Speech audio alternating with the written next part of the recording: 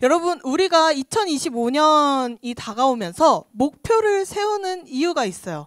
목표를 세우는 이유는 무언가 기대하는 마음이 있기 때문이에요. 목표라고 한다고 해서 내가 뭔가 이뤄야겠다, 뭔가 해내야겠다라는 것뿐만이 아니라 나는 2025년에는 무엇을 하고 싶다도 목표가 될 수 있겠죠. 그래서 무언가를 기대하면서 2025년을 기대하며 우리는 목표를 세워요. 여러분들 만약에 우리가 무언가 목표를 세우고 기대하는 마음을 가지고 했는데 그 기대가 충족되지 않으면 어떨 것 같아요? 원하는 선물을 못 받고 원하는 목표를 이루지 못하고 그러면 어떨 것 같나요? 네, 실망스럽겠죠. 지금 대답 안 하는 여러분들도 전도사님이 기대를 했던 것 같아요. 실망스러워요, 아주. 네. 자, 전도사님은 두 가지를 항상 기대하며 살았어요. 생일을 기대하고 새해를 기대하며 살았는데 그래서 생일이 되기 전날부터 아주 큰 기대를 가지고 있었어요. 밤 12시가 딱 되자마자 누가 가장 먼저 나를 축하해 주나를 제일 먼저 기다렸던 것 같아요. 그래서 밤 11시 59분 12시 되자마자 누구에게 연락이 올까 핸드폰을 계속 봤던 기억이 있어요. 그리고 가족들이랑 얼마나 맛있는 걸 먹으러 갈 수 있을지 기대하고 친구들과는 어떻게 하면 가장 즐겁고 재밌는 생일 파티를 할 수 있을까 기대했어요. 그리고 새해가 다가오면 항상 드리는 예배가 있죠. 12월 31일에 송구영신 예배가 있어요. 전도사님은 항상 새해를 이 송구영신 예배에서 맞이했는데 너무 궁금한 거예요. 그 1월 1일에 0시 0분을 내가 너무 보고 싶은 거야. 그 새해가 딱 되자마자 보고 싶어서 예배 시간 내내 핸드폰 보면서 0시 0분이 언제 되나 계속 보다가 이제 뭐 예배 시간에 11시 55분, 56분, 57분 그러면 그때부터 핸드폰에서 눈을 뗄 수가 없어요. 계속 보다가 딱 0시 0분 되자마자 캡처해서 막 친구들한테 보내고 해피 뉴 이어 새해 복 많이 받아 막 이러면서 친구들과 연락을 주고받았던 기억이 있어요. 그런데 이런 기대하는 마음들 점점 기대가 충족되지 않으면 사라져요. 시간이 지날수록 생일이라고 해서 특별함이 느껴지지 않는 거예요. 또 새해가 된다고 해서 내가 뭔가 크게 달라지지 않는 거예요. 그걸 깨달은 후로는 더 이상 크게 기대되지 않고 또 생일이 또 한 번 왔네? 나이를 한 살 더 먹네? 라는 식으로 흥미가 생기지도 않게 되었어요. 새해 목표도 더 이상 세우지 않게 될 때가 많았죠. 새로운 해는 다가오지만 전도사님은 새롭게 바뀌지 않았으니까요. 그래서 기대가 충족이 안 되면 실망스럽고 점점 마음이 식다가 점점 더 기대하는 마음조차도 사라지게 돼요. 여러분들도 목표를 세우고 나서 이루지 못했을 때 그런 마음이 든 적이 있었을 거예요. 근데 전도사님이 왜 이런 기대하는 마음에 대해서 설명하느냐? 오늘 본문에 나온 아브람도 그런 비슷한 상황에 처해 있었어요. 아브라함의 마음은 어땠는지 모르겠어요. 그런데 만약에 전도사님이 아브라함의 상황이었다면 그런 실망스러운 마음, 기대하지 않는 마음이 있었을 것 같아요. 아브라함이 지금 혼자 막막한 미래 앞이 보이지 않는 미래 앞에 서 있었거든요. 오늘 우리는 이 아브라함의 이야기를 통해서 하나님이 아브라함에게 어떤 말씀을 주셨는지를 살펴보고 우리에게는 또 어떤 중요한 이야기를 들려주시는지 함께 듣기를 바라요. 그래서 이 말씀 통해서 우리가 무엇을 기대하고 무엇을 꿈꿔야 할지 또 이 한 해를 마무리하고 새해를 받아들일 때 어떤 마음으로 준비할지 깨닫는 시간이 함께 되기를 바랍니다. 여러분 혹시 아브람에 대해서 아는 게 있는 사람? 있는 사람 아브람. 여러분 창세기 많이 안 읽어봤나요? 아브람 한 가지만 얘기해 주세요. 맞아요. 늦은 나이에 아기를 가졌습니다. 또 그 아들의 이름은 뭘까요? 크게 얘기해 주세요. 크게 얘기해 주면 안 돼요? 몰라요? 여러분 아브람 몰라요?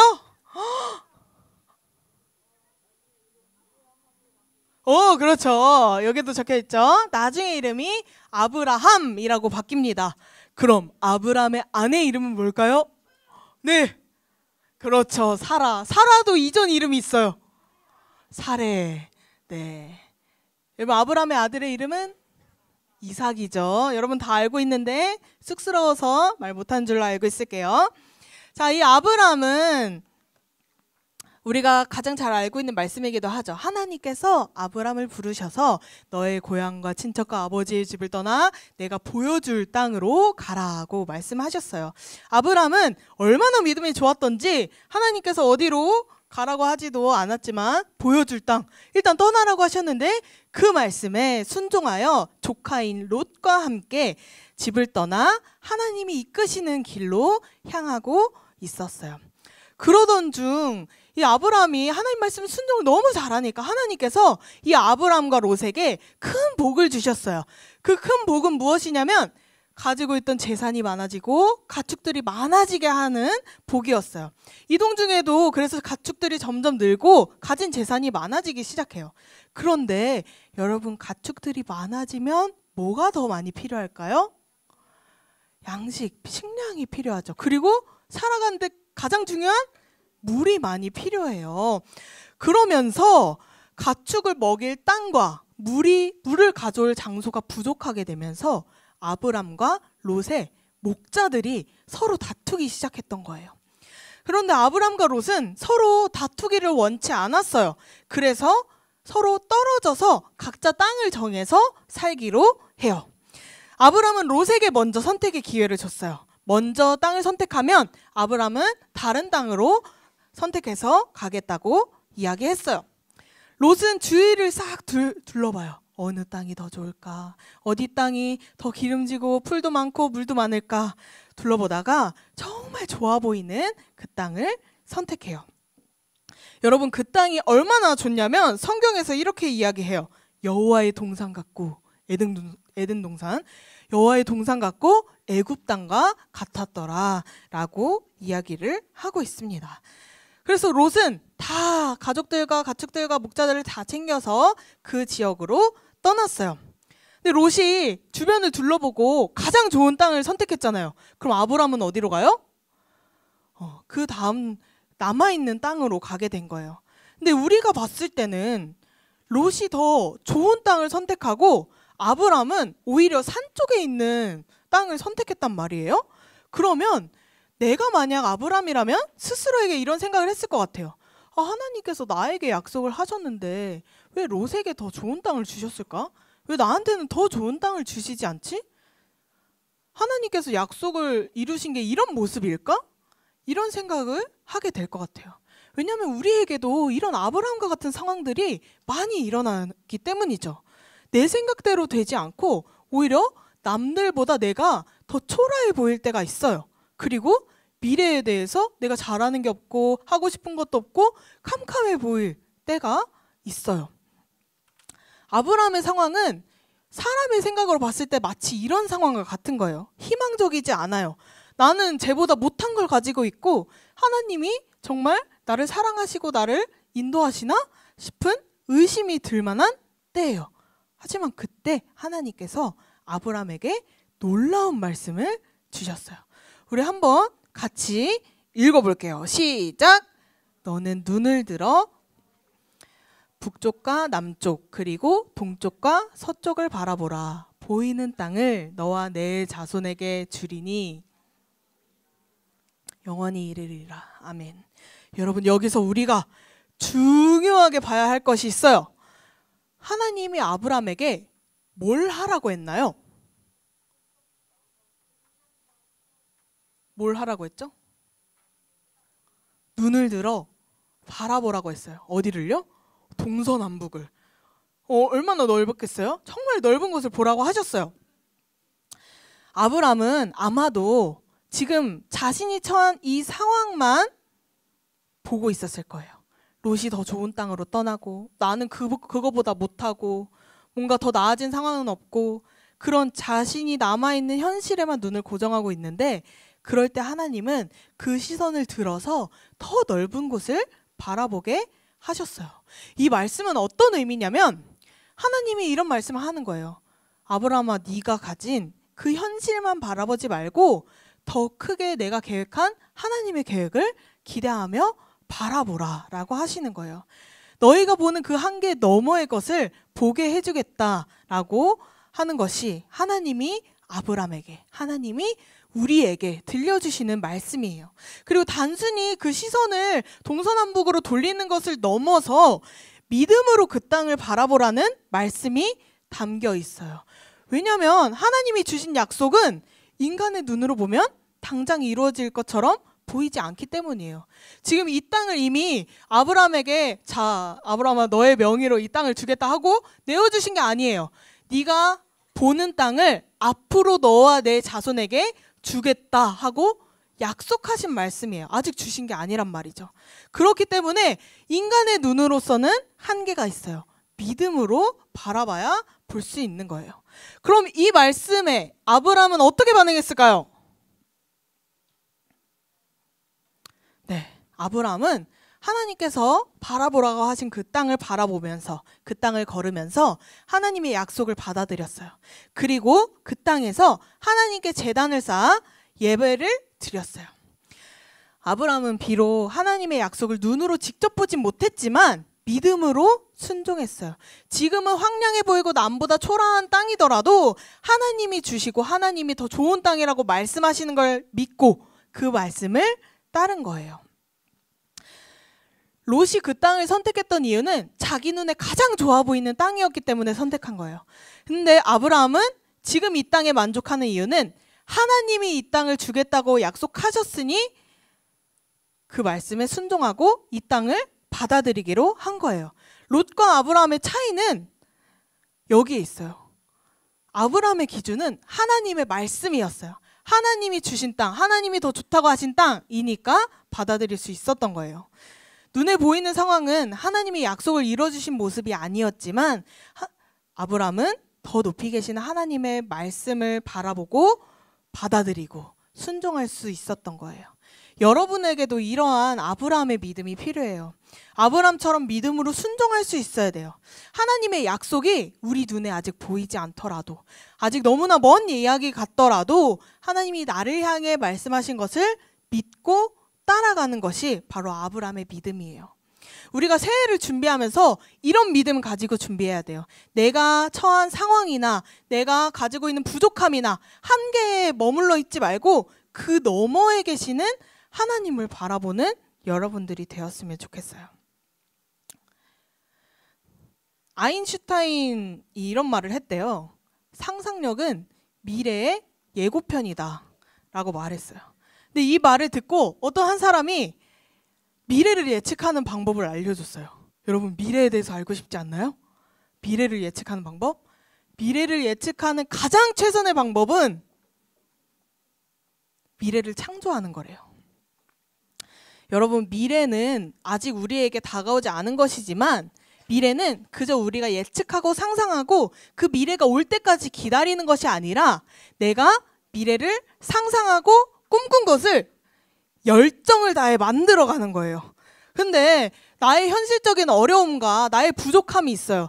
거기에 갇혀서 아무것도 하지 않는다면 아무런 변화 없는 미래가 나한테 다가오는 거예요. 그 한계와 부족함이 있더라도 내가 힘을 내어 열심히 더 큰 꿈을 향해 나아간다면 그 새로운 미래를 내가 만들어 나갈 수 있는 거예요. 왜 그런 게 가능할까요? 우리에게 예수님이 있기 때문에, 나의 한계를 넘어서 그 예수님의 능력이 있기 때문에 가능한 거예요. 예수님은 우리에게 필요한 것들을 넘치도록 부어주세요. 그러니 우리가 그 사실을 믿고 더 큰 하나님의 계획을 바라보며 따라간다면 그 큰 계획들이 정말 우리의 미래가 될 거예요. 우리가 만들어갈 수 있는 거예요. 여러분들이 그런 하나님의 계획을 바라보는 여러분 모두가 되기를 바라요. 미래를 예측하고 가만히 기다리지 말고 하나님이 준비하신 그 커다란 꿈을 꾸고 상상하며 그것을 이뤄나가기 위해 최선을 다해 노력하세요. 근데 우리 친구들 중에는 그런 친구들이 한 절반은 될 것 같아요. 나는 꿈이 없고 잘하는 게 없고 하고 싶은 게 없고 뭘 해야 되는지 모르겠다라는 친구들도 분명 있을 거예요. 그런데 내가 지금 내 상황이 꿈이 없고 할 줄 아는 게 없고 잘하는 게 없고 하고 싶은 게 없더라도 지금 내 상황은 이미 하나님의 계획 안에 있어요. 그걸 믿고 여러분들이 더 큰 하나님의 계획을 바라보며 지금 상황에 최선을 다해야 하는 것이죠. 그리고 내가 지금 상황에서 최선을 다하면서 또 하나 챙겨야 할 것, 그것은 바로 예배예요. 여러분들이 드리는 예배가 내 삶의 가장 최우선이 되어야 되고 가장 첫 번째가 되어야 돼요. 나에게 가장 중요한 것은 하나님 앞에 드리는 이 예배가 되어야 돼요. 우리가 이 예배를 정말 최우선으로 생각하고 중요하게 여길 때 하나님이 약속을 이루시고 반드시 그 약속대로 이끌어 주실 거예요. 그래서 여러분들에게 전도사님이 한 가지 숙제를 내줄게요. 우리 졸업하는 6학년 친구들까지도 다 해당돼요. 한 가지 숙제를 내줄 거예요. 우리가 한 해를 마무리하고 새해를 시작하며 진행하는 게 있어요. 특별 새벽기도에 있어요. 신년 특세. 여러분들이 신년 특세에 나오기를 바랍니다. 한 해를 마무리하고 새해를 시작하면서 하나님 앞에 예배드리고 기도하는 거예요. 근데 왜 새해를 시작할 때 목표 세우고 열심히 그냥 혼자 기도하면 되는데 왜 하나님 앞에 나와서 예배드리고 기도하느냐? 이유가 있어요. 우리의 현실만 바라보는 눈을 들어서 하나님을 바라보기 위함이에요.